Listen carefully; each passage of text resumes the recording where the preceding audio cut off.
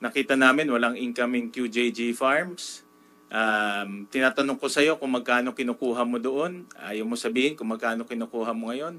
Pero sa aming pag-analisa, hindi kaya magbigay ng QJJ Farms ng 1.9 billion pesos sa iyo in the span of 6-7 years.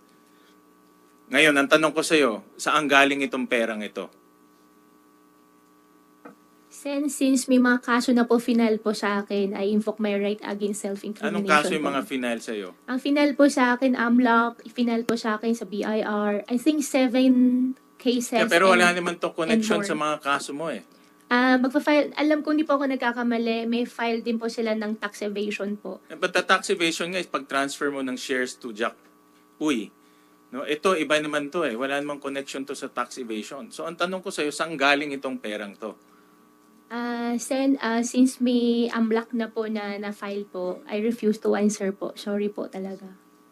Isa pa, kanina pinakita namin yung QJJ Farms ay maliit lang yung kita niya. Pero natuklasan din namin, again, sa mga news reports to, sa mga news reports, sa mga research namin, na between 2018 to 2024, 3 billion ang pumasok sa QJJ Farms, of which 1.2 billion in cash at 1.7 billion in check. At ito, pag i-add ko yung kaninang sinabi ko, tsaka ito, almost 5 billion na. Malapit na ito doon sa halagang ginamit sa pagpapatayo sa Bambang Pogo Hub. Pag titignan mo rin yung timing, 2017, 2018, 2019, lahat to eksakto kung kailan pinatayo yung Bambang Pogo Hub. Ang QJJ Farm, sino ang presidente? Bakit? Sen, I think regarding po dyan, But who's the president ng QJJ Farm? Sino ang president? ako po yung president. Kayo ang president ng Opo. QJJ Farm, di ba? Opo. Kanina sabi mo, you also manage and control dahil nakakakuha ka ng pera doon. Opo. Definitely, alam mo rin, may pumapasok na pera doon.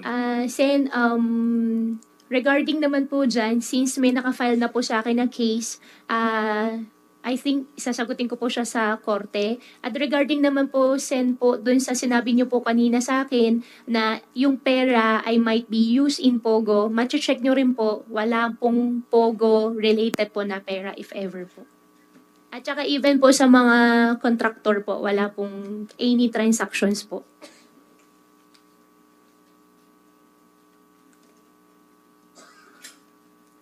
Itong pera na ito, never to pumunta sa mga contractor, sa mga pogo, never yan pumunta?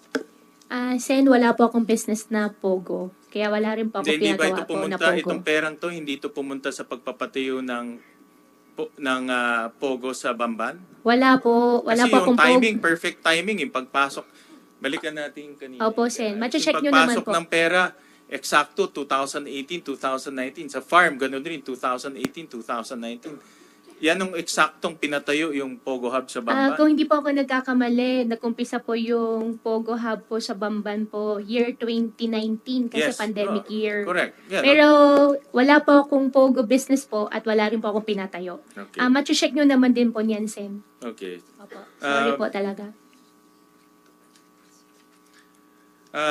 Sabi mo kanina na hindi ka konektado doon sa mga contractors or sino nagpatayo ng Pogo Hub sa Bamban. Pero tinignan din namin yung accounts ng Baufulan, no?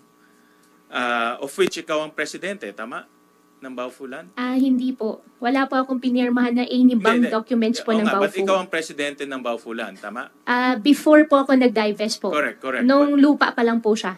Oo. Hindi, dinivest mo siya is 2000, before election, 2022. Based sa mga records, 2022. So, from 2019, nung nag-incorporate in Baofu, until 2022, ikaw pa rin yung presidente and you own 50%.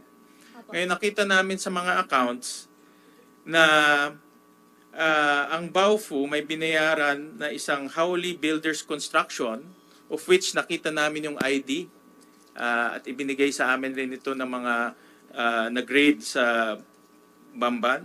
At meron rin kaming nakita Max Gear Construction Supply, no, na binayaran nitong Baofulan.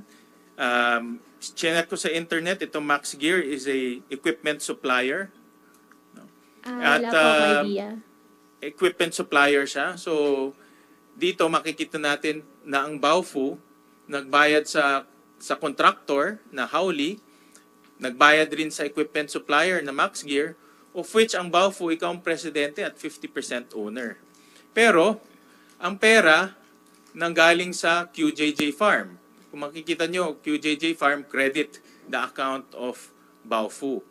So, ang ibig sabihin nito, ang perang pumasok sa QJJ Farm, yung kaninang pinakita namin 3 billion, pumunta dito sa Baofu at binayaran ni mga contractor. Ito yung matagal na namin ni Sen. Risa hinahanap because honestly, na dead end kami dito. But based on our research, ngayon, natitrace na namin saan nanggaling ang pera, sino yung mga contractor, at definitely yung pera bumagsak sa kumpanya nyo, QJJ Farm, at bumagsak sa personal account mo as Alice Guo.